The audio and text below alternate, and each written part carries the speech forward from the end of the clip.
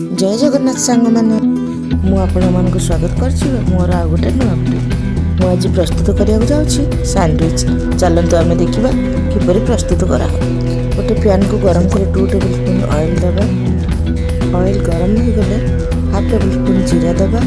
जीरा भल भाव में फुटीगले कटा जा पियाज और कैप्सिकम को पकई भल भाव गोल्डन ब्राउन होगा जाए घाटा।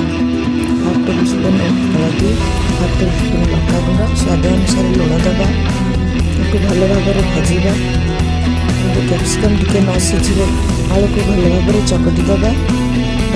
पियाज कैप्सिकम भल भाव में होगले आलू को पकई भल से घाटा। तो आम प्रस्तुत हो सैंडविच आलू। पैन गरम करवा।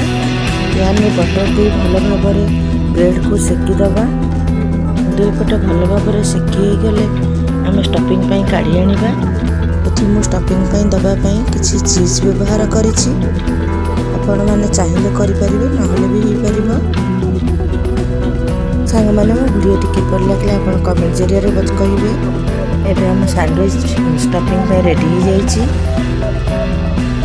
आम ग्रीन चटनी अच्छी, टमाटो कैचअप अच्छी। ग्रीन चटनी को भल भाव में चारिड़े लगेदबा।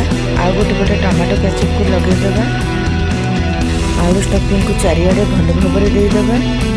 आउ गोटे ऊपर लेयर चीज किसी करना